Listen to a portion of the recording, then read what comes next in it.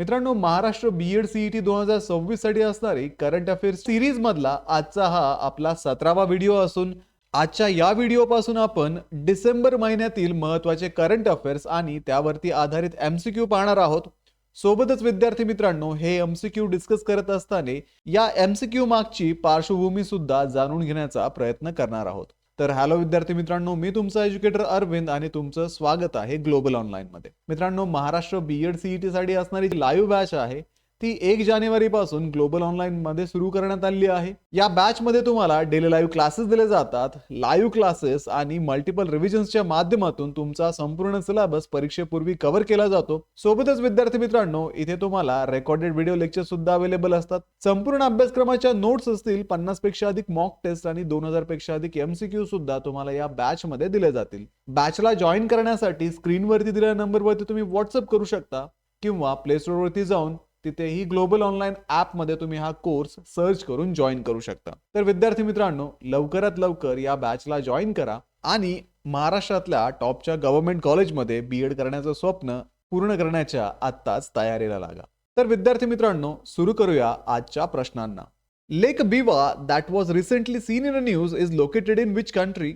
अलीकडेच बातम्यांमध्ये चर्चेत असलेले बिवा सरोवर कोणत्या देशात आहे? तुम्हाला ऑप्शन्स दिलेत: जपान, रशिया, इराण आणि इस्रायल. तर विद्यार्थी मित्रांनो, बिवा सरोवर हे जपानमधील सर्वात मोठे गोड्या पाण्याचे सरोवर असून ते होन्शू बेटावरील शिगा प्रांतामध्ये आहे. येथे 10,000हून अधिक जुनी मातीची भांडी सापडल्यामुळे ते बातम्यामध्ये होते. हे सरोवर 1993 पासून रामसर करारा अंतर्गत संरक्षित आहे. त्यामुळे या प्रश्नाचं योग्य उत्तर आहे option A, Japan. So lake Biwa is Japan's largest fresh water lake located in Shiga prefecture on Honshu.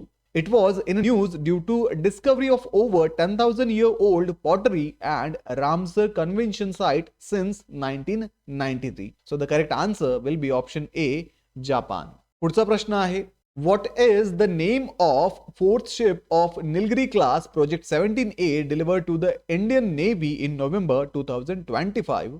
November 2025 मध्ये भारतीय नौदलाला सुपूर्द करण्यात आलेल्या निलगिरी वर्ग प्रकल्प 17A मधील चौथ्या जहाजाचे नाव काय आहे? इथे तुम्हाला ऑप्शन्स दिलेत: INS Nilgiri, INS Shivalik, INS Taragiri आणि INS कावेरी. तर विद्यार्थी मित्रांनो, INS तारागिरी हे प्रकल्प 17A अंतर्गत निलगिरी वर्गातील चौथे जहाज आहे. हे जहाज नोव्हेंबर 2025 मध्ये मुंबईतील माझगाव डॉक शिप बिल्डर्स लिमिटेडने भारतीय नौदलाला दिले. हे अत्याधुनिक स्टेल्थ युद्धनौका निर्मितीत भारताच्या आत्मनिर्भरतेचे प्रतीक आहे. त्यामुळे या प्रश्नाचं योग्य उत्तर आहे option C, INS Taragiri. So INS Taragiri is the fourth Nilgiri class ship under Project 17A delivered in November 2025 by Mazgaon Dock, Mumbai. It reflects India's self-reliance in advanced stealth warship construction. So the correct answer will be option C, INS Taragiri. पुढचा प्रश्न आहे: Ellora caves that was recently seen in news is located in which state? अलीकडेच बातम्यांमध्ये चर्चेत असलेल्या एलोरा वेरूळ लेणी कोणत्या राज्यात आहेत? ऑप्शन्स आहेत: महाराष्ट्र, गुजरात, कर्नाटक आणि केरळ. एलोरा म्हणजेच वेरूळ लेणी महाराष्ट्रात स्थित असून भारतातील सुरुवातीच्या युनेस्को जागतिक वारसास्थळांपैकी एक आहे. येथे बौद्ध, हिंदू आणि जैन धर्मातील शिल्पकला असलेली गुहा मंदिरे आढळतात. त्यामुळे या प्रश्नाचं योग्य उत्तर आहे ऑप्शन ए, महाराष्ट्र.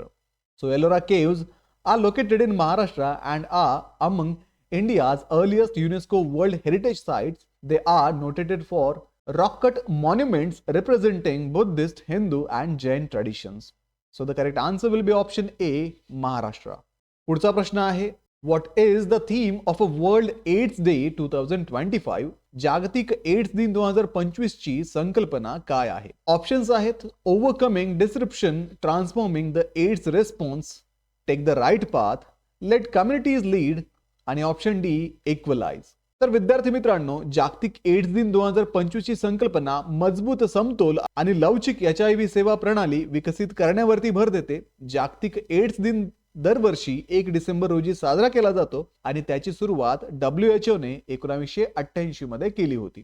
त्यामुळे या प्रश्नाचं योग्य उत्तर आहे option A, overcoming disruption, transforming the AIDS response. So the 2025 world AIDS day theme focused on strengthening resilient and equitable HIV service World AIDS Day is observed annually on 1st of December was initiated by WHO in 1988. त्यामुळे या प्रश्नाचं योग्य उत्तर आहे option A. Ramban सुलाई honey that was recently seen in the news is mainly produced in which region of India? अलीकडेच बातम्यामध्ये चर्चेत असलेले रामबन सुलई मध भारतातील कोणत्या प्रदेशात प्रामुख्याने तयार होते? ऑप्शन्स आहेत हिमाचल प्रदेश, जम्मू काश्मीर, मिझोरम आणि त्रिपुरा. तर विद्यार्थी मित्रांनो, रामबन सुलई मध जम्मू आणि काश्मीर मधील रामबन जिल्ह्यातील जंगली सुलई फुलांपासून तयार केले जाते. याला 2021 मध्ये जीआय टॅग मिळाला असून ओडीओपी योजनेअंतर्गत त्याचा प्रचार केला जात आहे. त्यामुळे या प्रश्नाचं योग्य उत्तर आहे ऑप्शन बी, जम्मू आणि Kashmir. So the Ramban Sulai honey is produced in Ramban district of Jammu and Kashmir from wild sulai flowers. It received a GI tag in 2021 and is promoted under the ODOP scheme. त्यामुळे या प्रश्नाचं योग्य उत्तर आहे option B, Jammu and Kashmir. Next question आहे, where was the 46th annual conference of Indian Association of the Study of Population held? Indian association for the study of population IASP ची 46वी वार्षिक परिषद कुठे आयोजित करण्यात आली होती? ऑप्शन्स आहेत कोलकाता, चेन्नई, मुंबई आणि न्यू दिल्ली. तर विद्यार्थी मित्रांनो, IASP ची 46वी वार्षिक परिषद कोलकात्यात मानववंशशास्त्रीय सर्वेक्षण संस्था म्हणजेच अँथ्रोपॉलॉजिकल सर्व्हे ऑफ इंडिया येथे आयोजित करण्यात आली होती. या परिषदेचा विषय भारताच्या समावेशक विकासातील लोकसंख्यात्मक घटकांवरती केंद्रित होता. त्यामुळे या प्रश्नाचं योग्य उत्तर आहे option A, Kolkata. So the 46th IASP annual conference was held in Kolkata at the Anthropological Survey of India. Its theme focused on demographic drivers of India's inclusive growth. So the correct answer will be option A, Kolkata. पुढचा प्रश्न आहे, संचार साथी is developed by which organization? संचार साथी ही प्रणाली कोणत्या संस्थेद्वारे विकसित करण्यात आली आहे? ऑप्शन्स आहेत ministry of home affairs, NITI Aayog, department of telecommunication आणि रिझर्व्ह बँक ऑफ इंडिया. तर विद्यार्थी मित्रांनो, संचार साथी ही योजना दूरसंचार विभागाने मोबाईल सुरक्षेसाठी विकसित केली आहे. यामुळे मोबाईल ट्रॅक करणे, फसवणूक नोंदवणे आणि डिजिटल ओळख व्यवस्थापन करणे शक्य होते. त्यामुळे या प्रश्नाचं योग्य उत्तर आहे ऑप्शन सी, दूरसंचार विभाग. So the Sanchar Sathi is developed by Department of Telecommunication to enhance mobile security. It helps users track devices, report fraud and manage digital identity in India. So the correct answer will be option C, Department of Telecommunication. पुढचा प्रश्न आहे, which city is the venue of 7th India International Seaweed Expo and Summit 2026? 7वी India international seaweed expo and summit 2026 कोणत्या शहरात आयोजित करण्यात येणार आहे? ऑप्शन्स आहेत कोची, चेन्नई, बेंगलुरू आणि कोलकाता. तर विद्यार्थी मित्रांनो, 7वी India international seaweed expo and summit 2026 Kochi येथे आयोजित करण्यात येणार आहे. ही परिषद ICAR CMFRI द्वारे आयोजित केली जाते आणि सीवीड उद्योगातील जागतिक सहकार्याला चालना देण्याचा या परिषदेचा उद्देश आहे. त्यामुळे या प्रश्नाचं योग्य उत्तर आहे option A, Kochi. So the 7th India international seaweed expo and summit 2026 will be held in Kochi. It is hosted by ICAR CMFRI to promote global collaboration in the seaweed industries. So the correct answer will be option A, Kochi. Next question is, what is bioremediation that was recently mentioned in a news? अलीकडेच बातम्यामध्ये उल्लेख झालेली bioremediation म्हणजे काय? Options आहेत cleaning pollution using chemical spray, रासायनिक फवारणीद्वारे प्रदूषण साफ करणे. ऑप्शन बी आहे क्लिनिंग पॉल्युशन युजिंग मशीन्स, यंत्राच्या सहाय्याने प्रदूषण दूर करणे. ऑप्शन सी आहे burning waste to reduce pollution, कचरा जाळून प्रदूषण कमी करणे. आणि option D using living organisms to remove or break down pollutant, सजीवांचा वापर करून प्रदूषक नष्ट किंवा विघटित करणे. तर विद्यार्थी मित्रांनो, बायोरेमिडिएशन प्रक्रियेत सूक्ष्मजीव आणि वनस्पतींचा वापर करून घातक प्रदूषकांचे निरुपद्रवी पदार्थांमध्ये रूपांतर केले जाते. ही पर्यावरणपूरक आणि किफायतशीर पद्धत आहे. त्यामुळे या प्रश्नाचं योग्य उत्तर आहे ऑप्शन डी, सजीवांचा वापर करून प्रदूषक नष्ट करणे किंवा विघटित करणे. So the bioremediation uses microbes and plants to degrade pollutant into harmless substances. It is an eco-friendly and cost-effective method widely discussed for pollution control.